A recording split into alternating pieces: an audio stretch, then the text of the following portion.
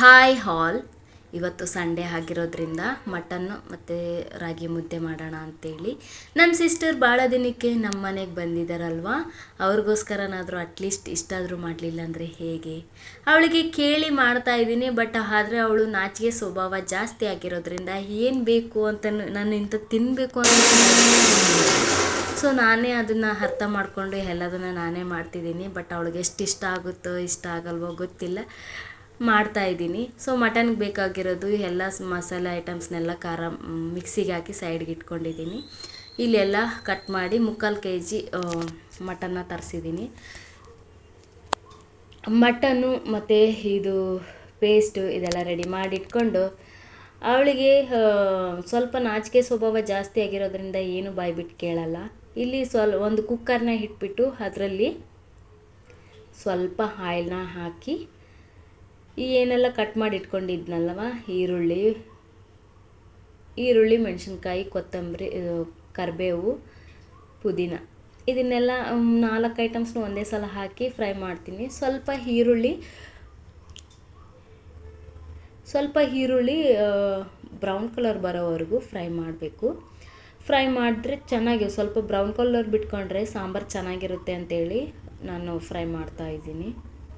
ನಾನು almost any time ಯಾವಾಗಲೇ ಮಾಡಿದ್ರೂ same ಇದೇ ಪ್ರೋಸೆಸ್ಸಲ್ಲೇ ಮಾಡೋದು. ಸೊ ಅದರಿಂದ ನಾನು ಇವತ್ತು ವೀಡಿಯೋನ ಮಾಡ್ತಿದ್ದೀನಿ. ಇದರಲ್ಲಿ ಸ್ವಲ್ಪ ಟರ್ಮರಿಕ್ ಪೌಡರ್ನ ಆ್ಯಡ್ ಮಾಡಿಕೊಂಡು ಅದನ್ನು ಫ್ರೈ ಮಾಡಿಬಿಟ್ಟು ಮಟನ್ನ ಆ್ಯಡ್ ಮಾಡಿದ್ದೀನಿ.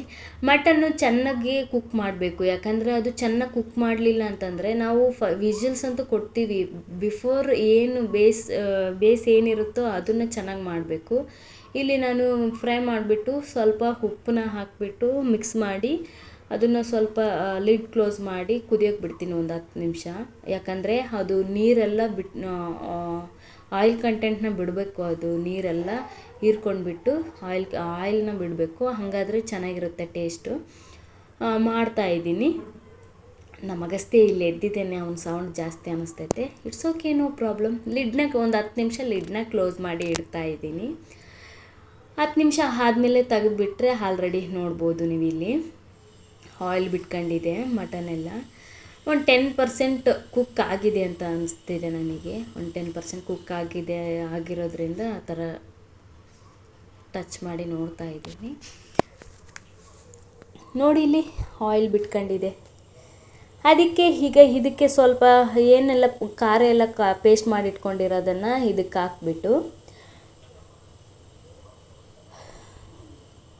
ಹಾಕ್ತಾಯಿದ್ದೀನಿ.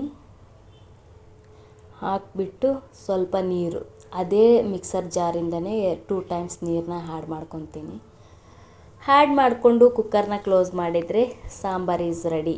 ಒಂದು 5 ವಿಜಿಲ್ಸ್ ಕೊಡ್ತೀನಿ. ಕುಕ್ಕರ್ ಕ್ಲೋಸ್ ಮಾಡಿಬಿಟ್ಟು 5 ವಿಜಿಲ್ಸ್ ಕೊಡ್ತೀನಿ. ಮಟನ್ ಸ್ವಲ್ಪ ಚೆನ್ನಾಗಿ ಕುಕ್ ಆಗಬೇಕಂತಂದರೆ ಅಟ್ಲೀಸ್ಟ್ 5 ವಿಜಿಲ್ಸ್ ಅಂತ ಹಾಕ್ಸ್ಬೇಕು ಕುಕ್ಕರಿಂದ. ಅದಕ್ಕೆ ಇಲ್ಲಿ ಮತ್ತೆ ನೀರು ಆ್ಯಡ್ ಮಾಡಿಬಿಟ್ಟು ಕುಕ್ಕರ್ನ ಕ್ಲೋಸ್ ಮಾಡ್ತೀನಿ.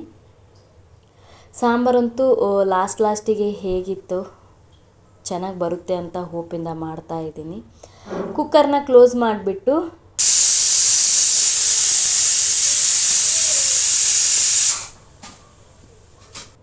ಸಾಂಬಾರು ರೆಡಿ ಆಗಿದೆ. ಕುಕ್ಕರ್ ಓಪನ್ ಮಾಡಿ ಇಲ್ಲಿ ನೋಡ್ಬೋದು, ನಮ್ಮ ಸಾಂಬಾರು ಈಸ್ ರೆಡಿ, ನಮ್ಮ ಮಟನ್ ಸಾಂಬಾರು ಈಸ್ ರೆಡಿ.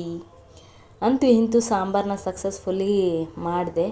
ಇಲ್ಲಿ ರಾಗಿ ಮುದ್ದೆಗೆ ಇಡ್ತಾಯಿದ್ದೀನಿ. ರಾಗಿ ಮುದ್ದೆಗೆ ಆಲ್ಮೋಸ್ಟ್ ನಮ್ಮ ಖಡಕ್ ರೊಟ್ಟಿ, ಜೋಳದ ರೊಟ್ಟಿ, ಸಜ್ಜೆ ರೊಟ್ಟಿ ತಿನ್ನೋರು, ನಾವು ರಾಗಿ ಮುದ್ದೆ ತಿನ್ನೋರು. ನಾವಿಲ್ಲಿ ಡೆಡ್ ಅಪೋಸಿಟ್ ಇಬ್ಬರು ಇದ್ದೀವಿ.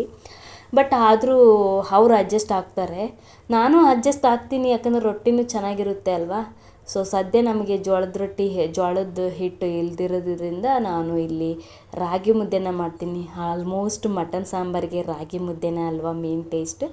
ಆದ್ದರಿಂದ ರಾಗಿ ಮುದ್ದೆನ ಪ್ಲೇಟಲ್ಲಿ ಇಟ್ಬಿಟ್ಟು ಸ್ವಲ್ಪ ಅದ್ರ ಮೇಲೆ ಗೀನ ಹಾಕಿಬಿಟ್ಟು ಎಲ್ಲ ಹಾಕಿ ಸಾಂಬಾರನ್ನ ಹಾಕ್ತಾಯಿದ್ದೀನಿ. ಸೊ ನಮ್ಮ ಅಂತೂ ರಿಯಲಿ ಭಾಳ ಚೆನ್ನಾಗಿತ್ತು ಸಾರು ಅಂತೇಳಿ ನಮ್ಮ ಸಿಸ್ಟರು ಅಂದರು, ನಮ್ಮ ಹನುನೂ ಅಂದರು. ಇವತ್ತಿನ ಮಧ್ಯಾಹ್ನದ ಲಂಚ್ ನಮ್ದು ಇದಾಗಿರುತ್ತೆ. ಸಂಡೇ ಅಲ್ವಾ, ಭಾಳ ದಿನಕ್ಕೆ ತಂದಿರೋದ್ರು, ಭಾಳ ದಿನ ಅಂತಂದರೆ ಭಾಳ ದಿನ ಅಲ್ವಾ, ಒಂದು 2 ಮಂತ್ಸ್ ಆಯಿತು ನಾವು ಮಟನ್ ತಿಂದೆ. ಆದ್ದರಿಂದ ಸಾಂಬಾರು ಹಾಕಿ ತಿಂತಾ ಇದ್ದೀವಿ.